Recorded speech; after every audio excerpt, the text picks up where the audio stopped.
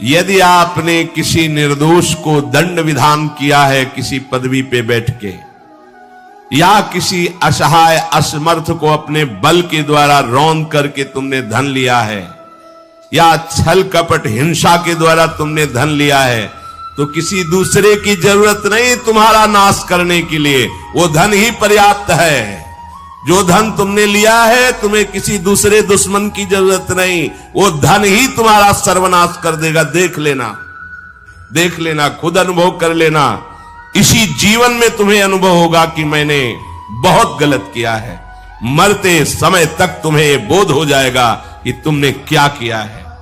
अभी नशा है तुम्हारे दिमाग में बल का, बुद्धि का, तो देख लो कुमार्गामी प्रवृत्तियों के द्वारा धन कमा के, पर जब इसका परिणाम आएगा तो रोते नहीं बनेगा, रोने लायक भी नहीं रहोगे, आंसू भी नहीं निकल पाएंगे, आह मचेगी हृदय में।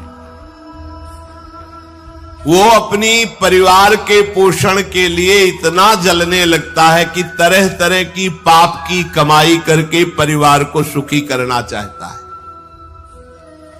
हे माता जी, वो धन वस्तुएं कमा के लाता है और उल्टा स्त्रियों के द्वारा संभोग आदि के समय प्रदर्शित किए हुए माया में कपटपूर्ण प्रेम को वो अपना जीवन समझ लेता है। बालकों की मीठी मीठी तोतली बानी में वो इतना फंस जाता है कि दुख प्रधान कपटपूर्ण कर्म करके उनकी कामनाओं को पूर्ण करना चाहता है। दूसरे बेटे का अपहरण करके उसकी हत्या भले हो जाए पर मेरा बेटा सुखी रहे। कैसे ऐसा हो सकता है? ऐसा कैसे हो सकता है? अगर किसी को तुमने 100 आंसू गिराए हैं तो 10,000 आंसू तुम तैयार रखो, तुम्हारे 10,000 आंसू गिरेंगे। तुमने किसी को अगर एक बार भी कटुवचन बोला है तो 10 बार तुम्हें कटुवचन सहना पड़ेगा। ये भूमि है, जैसे एक दाना फेंको तो सैकड़ों दाना पैदा कर देती, इसे कर्म भूमि कहते हैं। तुम्हारा कर्म बहुतायत होकर तुम्हें फल देगा, अच्छा या बुरा, जैसा कर्म किया है।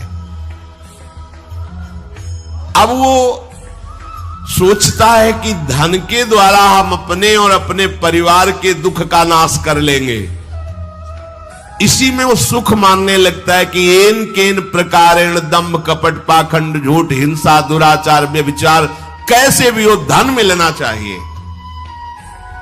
अब वो भयंकर हिंसा वृत्ति के द्वारा धन संचय करता है और अपने परिवार का पोषण करता है, जिसके फलस्वरूप उसके लिए नरक निश्चित हो जाता है। जीते जी ये अमुक नरक में जाएगा।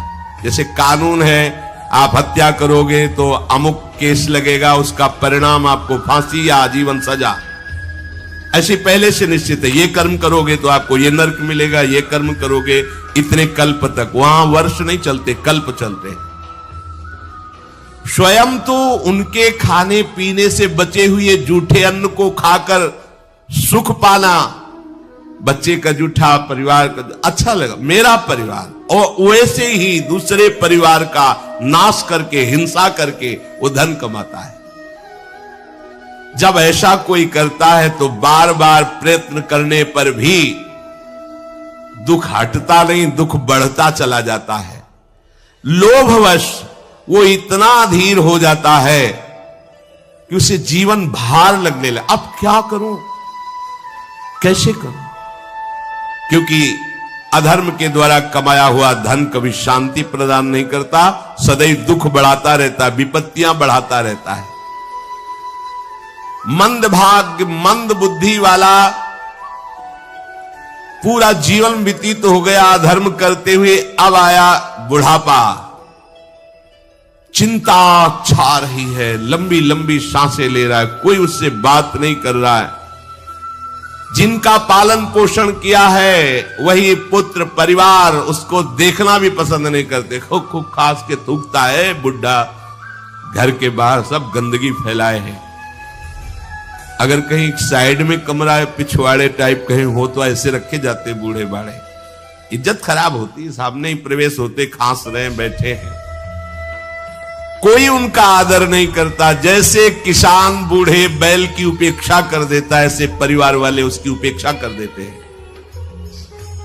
फिर फिर भी उसे घर से वैराग्य नहीं होता, हरि की याद नहीं आती। उसने स्वयं जिनको पाला था वही उसका निरादर